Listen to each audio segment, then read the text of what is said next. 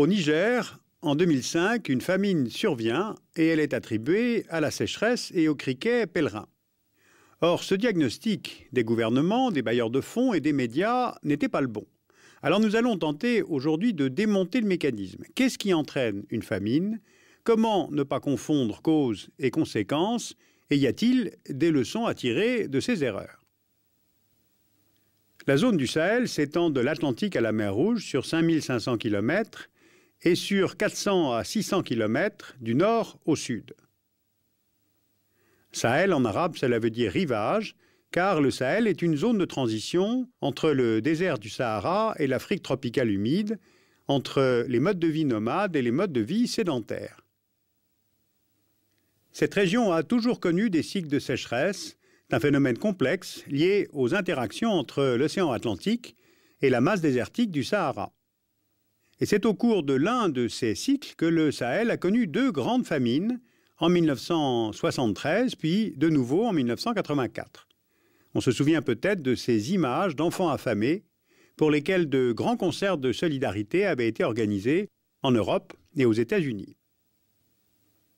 Alors après la première famine de 1973, les États sahéliens d'Afrique de l'Ouest s'organisent en créant le CILS, c'est-à-dire le Comité inter-État de lutte contre la sécheresse au Sahel.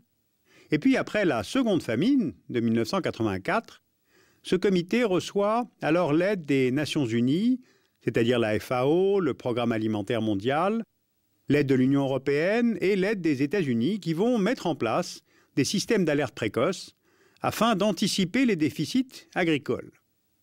Ces systèmes s'appuient sur des images satellites, des relevés hydrométriques, des enquêtes de terrain, et peuvent ainsi fournir des données sur la pluviométrie, la formation des essaims de criquets et l'état des récoltes.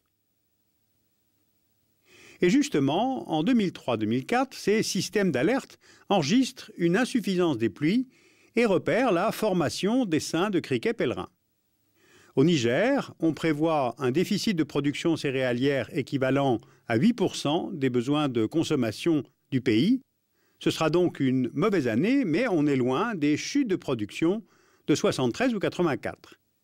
Et d'ailleurs, les autorités nigériennes et les bailleurs de fonds estiment que ce déficit agricole pourra être comblé par le mécanisme des importations régionales. Car ce qu'il faut savoir, c'est que depuis les grandes crises alimentaires des années 80, la Banque mondiale, l'Union européenne ont couplé la mise en place de systèmes d'alerte à la libéralisation des marchés. En clair, cela veut dire que les États du Sahel ne peuvent plus contrôler les prix agricoles. S'il y a pénurie, le marché régional doit être le garant de la sécurité alimentaire des populations. Or, en juillet 2005, le Niger, et le Niger seul, va connaître une crise alimentaire majeure, bien plus grave que ses voisins, et va faire la une des médias internationaux. Alors pourquoi? En fait, ces systèmes d'alerte n'étaient pas adaptés à une crise de nature économique, et c'est cela que nous voudrions décortiquer aujourd'hui. Lorsque se confirme le déficit céréalier, le Niger ne parvient pas à importer des céréales au niveau régional. Parce que le Mali et le Sénégal, qui veulent garder leur propre production pour faire face aux mauvaises récoltes, ferment leurs frontières. Ensuite, le Nigeria voisin n'exporte pas non plus, au contraire. Le Nigeria importe des céréales du Niger, parce que les commerçants du Niger préfèrent vendre leurs stocks aux plus solvables, c'est-à-dire aux consommateurs du Nigeria, appliquant de fait la loi de l'offre et de la demande. Un autre facteur joue aussi. Les plus grands marchands nigériens appartiennent à l'ethnie Haoussa, qui vit à cheval sur la frontière entre Niger et Nigeria. Eh bien, les commerçants de Maradi, au Niger, ont des liens étroits avec ceux du grand marché de Kano au Nigeria, eux aussi Haoussa. Donc le gouvernement niamey a beaucoup de difficultés à contrôler les flux commerciaux. Donc en résumé, à l'échelle régionale, la loi de l'offre et la demande joue contre le Niger, et cela les systèmes d'alerte n'ont pas su le prévoir. Et à l'échelle nationale, il faut chercher les raisons de cette crise alimentaire à l'intérieur même du pays. Voici les zones d'activité du Niger. Au nord, prédominent les éleveurs. Au centre, c'est la zone agro-pastorale. Élevage et agriculture sont associés. Et au sud, c'est la région agricole du pays, où domine la production de mil, qui est la base de l'alimentation locale. Et en 2004, c'est au centre, dans la zone agro-pastorale, que la destruction des récoltes par les criquets a été la plus importante. C'est donc là que sont anticipées des difficultés alimentaires et que l'aide est prévue. Mais pas dans la zone agricole, qui a été peu touchée par la sécheresse ou les criquets. Donc personne ne s'attend à voir apparaître, là, une crise alimentaire. Les autorités de Niamey ne voient pas que la production de mil n'est pas suffisante pour nourrir la population. Et ceci pour deux raisons. D'abord, la démographie. La zone agricole est la plus densément peuplée du Niger. La population y a été multipliée par 2 en 20 ans. Et au sud de Maradi et de Zinder, les terres agricoles sont surexploitées et les petits producteurs ne peuvent pas vivre de leur seule récolte. Donc que font-ils ? Dès la fin de la récolte, ils vendent le mil aux commerçants pour couvrir leurs dépenses quotidiennes et pour rembourser leurs dettes.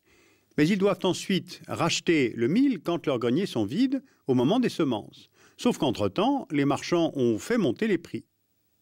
Ensuite, il y a le facteur conjoncturel qui aggrave la situation en 2005.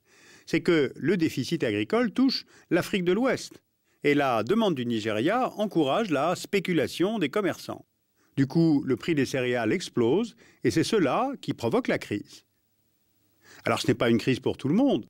Elle frappe les populations déjà appauvries, mais les marchands, eux, s'enrichissent grâce à la montée des prix. Et c'est en fait l'apparition de la malnutrition des enfants dans la région agricole où rien n'avait été anticipé qui rend la crise visible.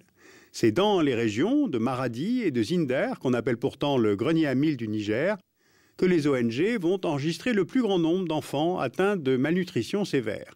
Et ce sont ces enfants affamés qui vont finalement attirer l'attention des journalistes à l'été 2005.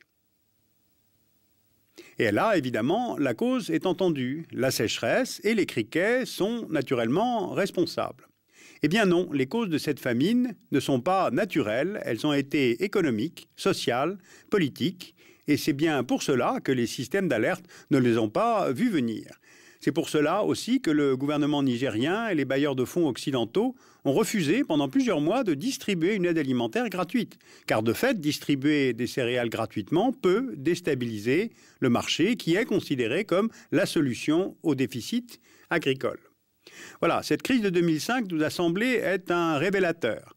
Parce que, en se focalisant sur la sécheresse et les criquets et l'état des récoltes, en fait, les acteurs extérieurs à l'Afrique, mais aussi les autorités du Niger, ont montré combien les politiques de développement reposent sur l'image de sociétés africaines immobiles. Or, l'Afrique change. Les pays du Sahel connaissent des mutations sociales majeures liées à la mondialisation, à l'intégration régionale, aux transitions démographiques. Et sans système de santé accessible, sans soutien social de l'État, les familles les plus vulnérables, et surtout leurs enfants, paient en fait le prix de ces bouleversements. Vous voyez, le fonctionnement du marché en 2005, ce n'était pas la solution au déficit alimentaire, c'était justement le problème.